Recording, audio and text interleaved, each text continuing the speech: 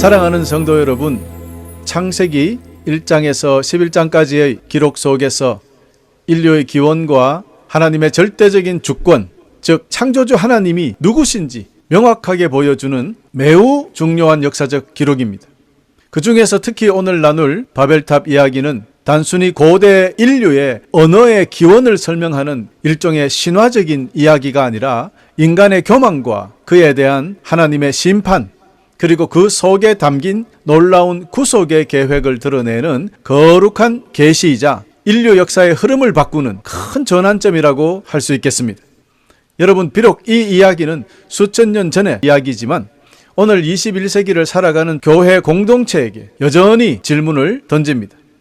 나와 내 가정과 우리 교회는 지금 무엇을 쌓으며 살아가고 있는가? 내가 또 우리가 쌓고 있는 것은 하나님의 나라인가? 아니면 우리만의 바벨탑인가? 여러분, 오늘 이 시간 우리가 이 질문 앞에 정직하게 서서 하나님의 말씀을 통해 그 답을 찾고 우리의 삶과 신앙의 방향을 다시 점검하는 귀하고 복된 시간이 되시기를 간절히 소망하면서 본격적으로 말씀을 전해 올리겠습니다. 사랑하는 성도 여러분, 오늘 본문 말씀인 창세기 11장은 이렇게 시작합니다. 처음에 세상에는 언어가 하나뿐이어서 모두가 같은 말을 썼다. 여러분, 노아 홍수 이후에 온 인류는 언어가 하나밖에 없었죠. 이 언어로 서로 소통하면서 신할 평지, 곧 훗날의 바벨론의 중심지가 될 비옥한 땅에 모였습니다. 지금의 이라크가 되겠습니다. 그런데 그들이 반드시 기억해야 할 하나님의 명령이 있었습니다. 창세기 9장 7절에 너희는 자녀를 많이 낳고 번성하여 땅을 가득 채워라. 땅에서 번성하여라. 여기서 땅에 가득하라 라는 말씀을 주목해 보십시다. 이 땅에 가득하라는 말, 히브리 말로 샤라츠입니다. 이 샤라츠는 온 땅으로 흩어져서 하나님의 창조의 세계를 경작하고 다스리라 라는 말입니다. 그런데 이 명령은 이미 아담과 하와에게 주셨던 동일한 명령이었습니다. 이 동일한 명령이 노아 이후에도 또 주어졌다는 것입니다. 그러나 사람들은 하나님의 뜻을 거스리고 동방으로 이동하여 아주 비옥한 땅 한 곳에 정착합니다. 그들은 벽돌을 굽고 역청을 준비하여 결의합니다. 아마 이들은 특별한 기술을 가지고 있는 엘리트 집단이 분명했을 겁니다. 자, 우리의 성을 세우자. 그리고 꼭대기가 하늘에 닿는 탑을 쌓자. 그래서 우리 이름을 널리 알리고 온 땅에 흩어지지 않도록 하자. 교우 여러분, 이 구절은요, 곧 하나님을 거스르는 인간의 교만과 불순종이 그대로 드러나는 구절입니다. 첫 번째로 우리 이름을 내자라는 말을 했어요. 자기의 영광을 추구하고자 하는 인간적인 야망입니다. 여러분, 고대 근동에 지구라트라는 그림을 많이 보셨을 겁니다. 동서남북 사각형으로 탑처럼 올라가는 그런 것을 지구라트라 그러는데요. 인간이 신의 영역에 가까이 다가가려고 쌓아 올리는 건축물, 일종의 예배 장소라고 생각하면 되겠죠. 그 당시에 사람들은 높은 산으로 올라가면 하나님과 좀 더 가까워진다, 신과 가까이 소통할 수 있다고 생각했기 때문입니다.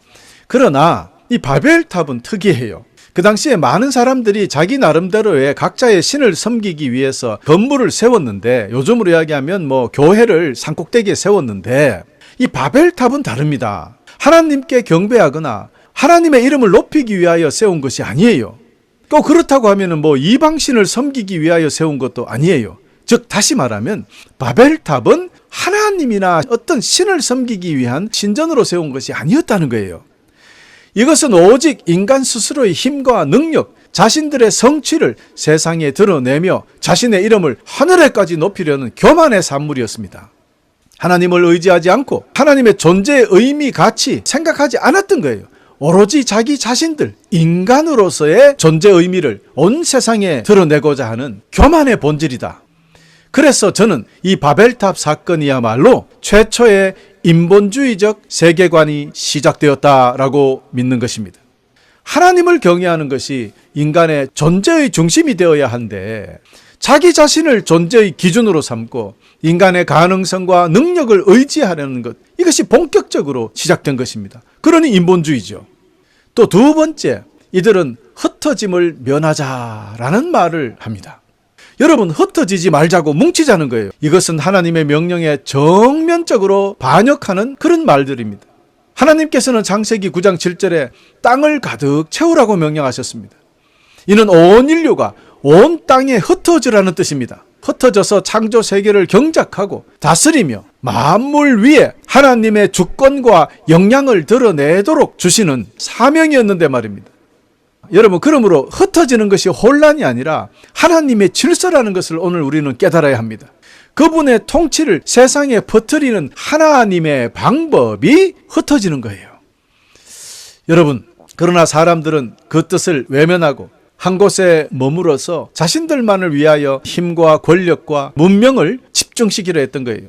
흩어짐을 거부한 겁니다. 스스로 통제 가능한 공간과 시스템을 만들려고 했던 거예요. 결국 이는 하나님의 방법을 거부하고 자신들이 만든 질서 속에 갇히는 어리석음을 범하고 말았습니다. 여러분, 요즘 세상과 다르지 않습니다.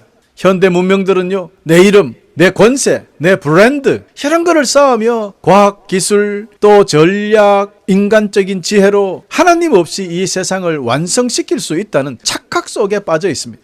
인간이 신의 자리를 차지하려는 교만, 바벨탑 이후부터 지금까지 계속해서 반복되어 왔다는 증거입니다.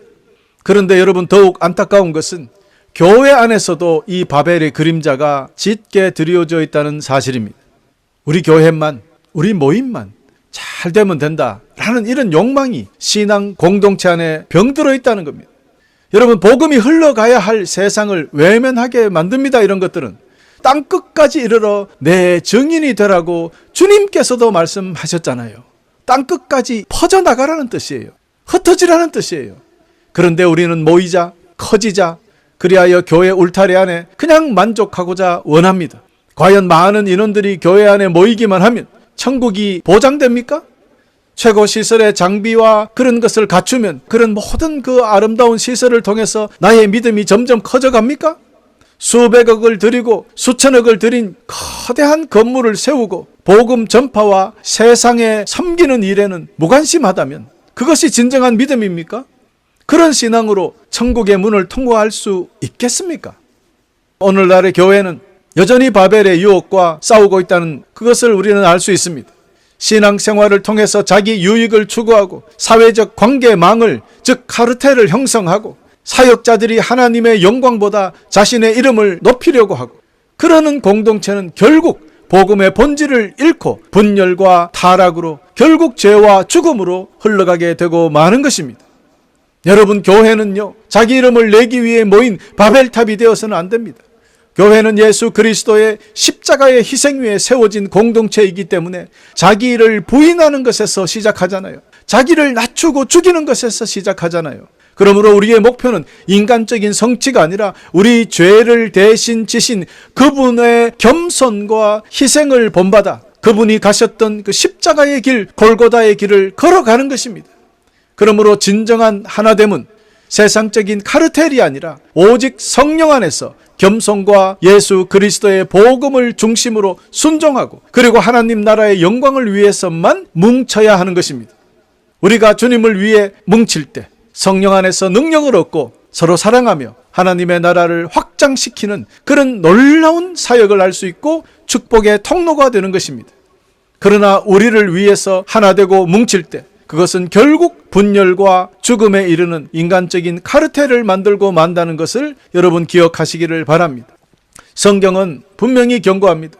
인간의 이익과 안정을 쫓는 공동체, 자기만을 위하여 뭉치는 것, 연합하는 것은 반드시 무너질 것이다. 그러므로 우리는 하나님보다 내 계획을, 복음보다 내 유익을 앞세우는 그런 신앙, 곧 우리 안에 바벨탑을 세우는 신앙, 이런 신앙들은 스스로 무너뜨려야 합니다. 바벨탑은 무너져야 합니다. 그러므로 진정한 뭉침, 진정한 하나됨은 인간의 야망이 아니라 하나님의 나라를 땅끝까지 확장하는 일에 함께해야 한다는 것을 꼭 기억하시기를 간절히 축원합니다. 그러므로 우리는 흩어질 때 흩어져야 합니다. 나아가야 할 곳으로 나아가는 순종의 공동체가 되기를 우리 주 예수 그리스도 이름으로 간절히 축원합니다. 사람들은 한 마음이 되어서 하늘에 닿는 탑을 쌓고 자기 이름을 드높이며 하나님께서 명하신 흩어져라 이 명령을 거부하고 말았습니다. 그러나 성경은 이렇게 기록합니다.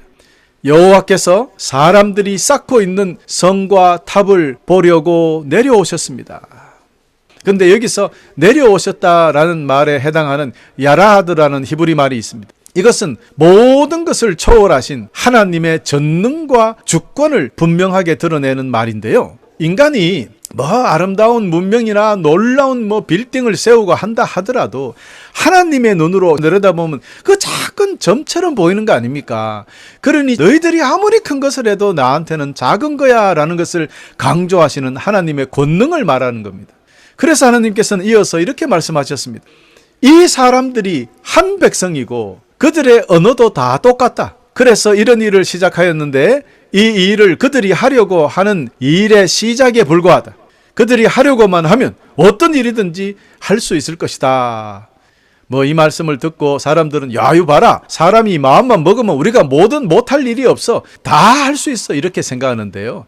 그런 뜻이 아닙니다. 이 말씀은 인간의 능력을 칭찬하는 것이 아니라 하나님 없이 악한 목적을 위해서 하나 된 인간의 교만이 얼마나 위험한지를 경고하시는 메시지입니다. 인간이 스스로 신이 되려는 시도가 가만히 놓아두면은 결국에는 인간 스스로 파멸로 죽음으로 치닫게 되는 것을 하나님께서 아시는데 이것을 주권적으로 개입하시기 위하여 내려오셨던 거예요. 그래서 주님께서는 창세기 11장 7절에 보니까 내려가셔서 그들의 언어를 뒤섞어 놓자 그랬어요. 그리하여 그들이 자기들끼리 하는 말을 전혀 알아듣지 못하게 하자라고 하셨습니다. 그 결과 사람들은 의사소통이 불가능해집니다. 그러니 건물 짓는 거 중단했죠. 하나님께서는 그들을 온 지면으로 흩어버리셨습니다. 자, 여기에서 언어가 갈라진 것 때문에 많이 불편해합니다. 특별히 외국에 살다가 보면은 그 각 나라 말 때문에 이민 간 사람들 고생을 하죠. 저도 오래 살았지만 영어가 쉽지 않아요. 그래서 우리가 바벨탑 그것만 안 지었으면은 이렇게 고생하지 않을 텐데 하고 이렇게 이야기하는데요. 거기에 이 바벨탑 사건을 통해서 언어에 꽂히면 안 돼요. 언어는 중요한 것이 아닙니다. 결국 그들이 하나님의 명령, 흩어지라는 명령, 그것을 피하고 자기들끼리 똘똘 뭉쳐서 카르텔을 만들어 우리만 잘 살아보자는 거예요. 그리고 내 자식들, 내 손주들 막 그렇게 우리끼리 잘 살아보자라는 것을 이들이 결정했다는 거예요. 하나님은 그런 뜻이 아니었잖아요. 온 세상에 퍼져나가서 온 세상을 다 잘 살도록 해야지. 왜 너희만 잘 먹고 잘 살려고 여기 꼭 뭉쳐 있느냐. 한국의 기득권들이 들어야 됩니다. 지금 이 말씀을. 모든 권력 있고 능력 있고 정보가 있는 사람들끼리 똘똘 뭉쳐서 우리끼리 다 해먹자고 지금까지 살아온 건 아닙니까? 여러분, 가진 자는 불쌍한 사람들 도와야 돼요. 내가 잘나서 가진 것이 아니에요. 자기들끼리 카르텔 만들어서 힘없는 사람 뺏었잖아요. 힘 있으면 어릴 때부터 학교에서 힘없는 사람 괴롭히고 그런 거 다 배우고 자라는 거 아니에요. 여러분, 이제는 그런 세상이 사라져야 됩니다. 주님이 이미 아시고 하나님께서는 이미 아시고 너희들 흩어져라 그랬던 거예요. 그런데 이들은 똘똘 뭉쳤어요. 카르텔을 만들었어요. 그것이 바로 바벨탑입니다. 그러므로 언어가 중요하지 않다는 것을 여러분 기억해야 됩니다. 이러한 배경으로 어쨌든 그곳이 바벨이라는 이름으로 불리게 됐는데요. 이 바벨은 발랄이라는 히브리어 혼잡하게 하다, 혼돈을 주다라는 발랄에서 유래된 말입니다. 이는요, 결국 하나님을 거역하는 세상 문명을 상징으로 인류 역사에 남게 됐습니다. 여러분, 그렇습니다. 바벨은 반드시 무너집니다. 하나님 없는 인간의 계획, 하나님 없는 자기 이름을 높이려는 야망, 하나님께 대적하는 모든 그런 계획과 성취는 결국 하나님의 심판대 앞에서 깨어질 것입니다.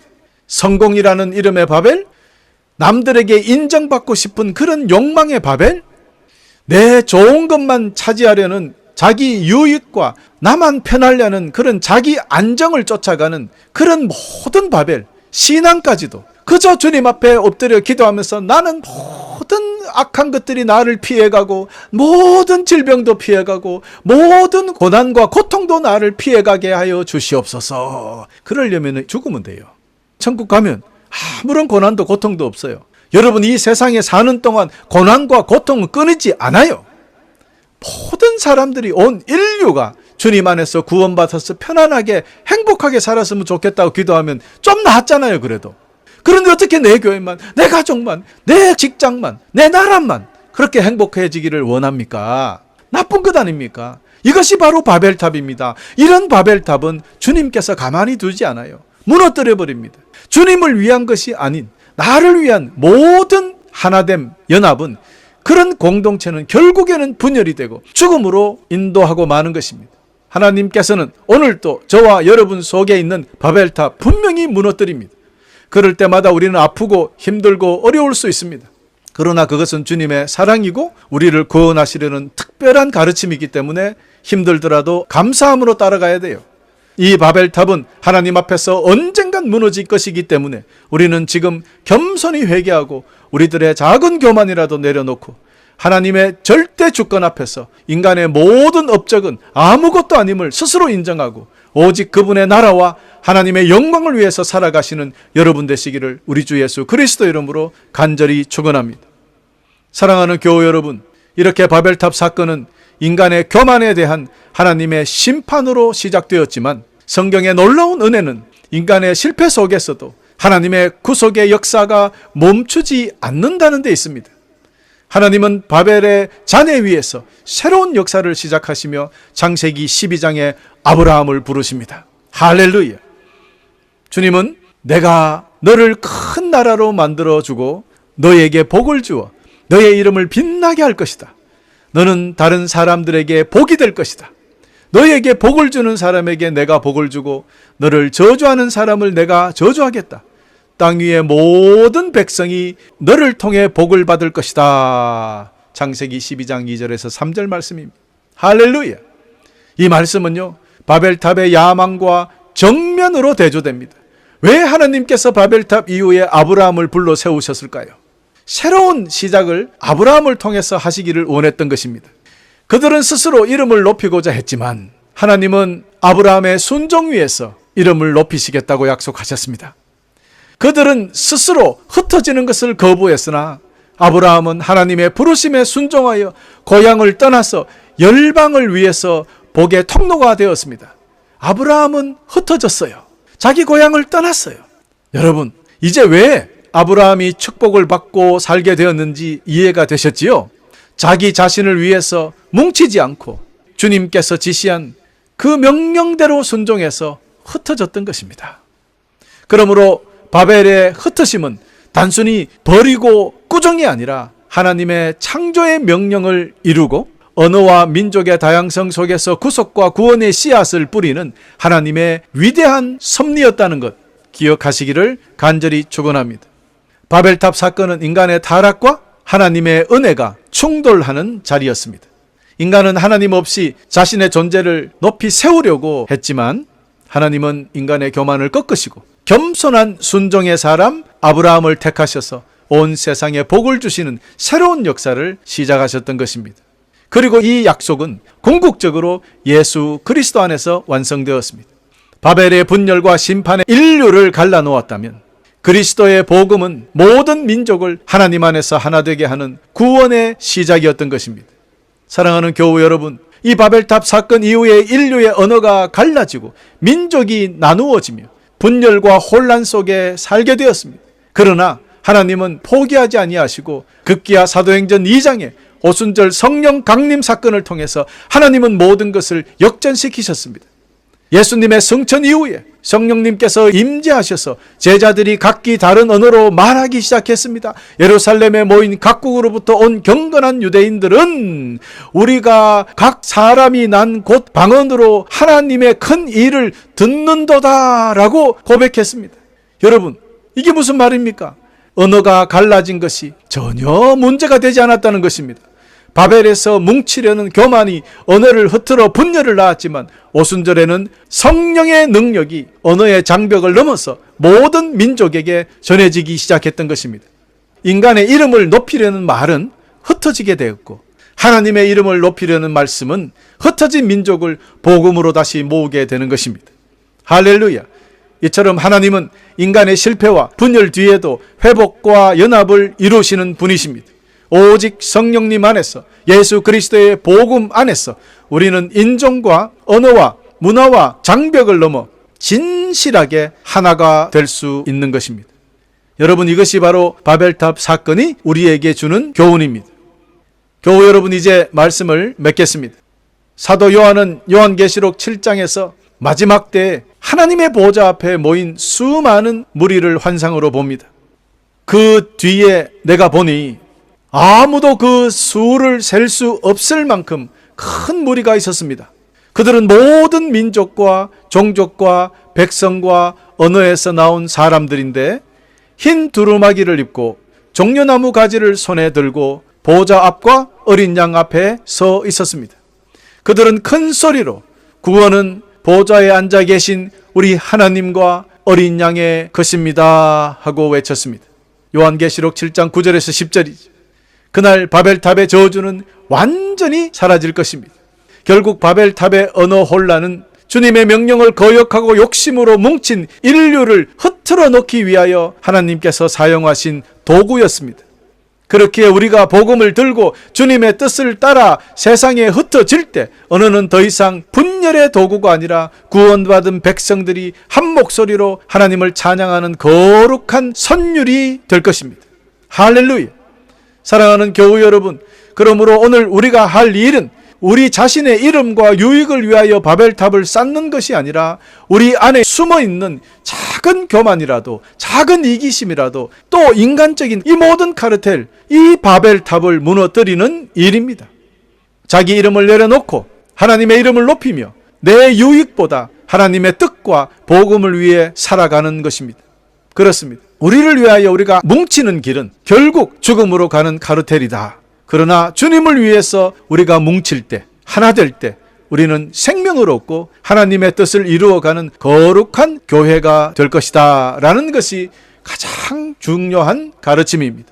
끝으로 사랑하는 교우 여러분, 이제부터 우리 주님 다시 오시는 그날까지 우리 안에 감춰진 모든 바벨탑을 스스로 무너뜨리고 하나님의 나라의 백성답게 오직 주님의 말씀에 순종하는 인생을 살아가십시다.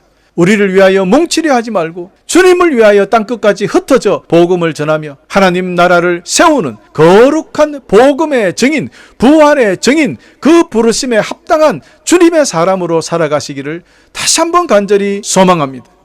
다시 한번 강조합니다. 서로를 위하여 뭉치려 하지 말고 주님을 위하여 온 세상으로 흩어져 복음을 전하는 자들이 되십시다.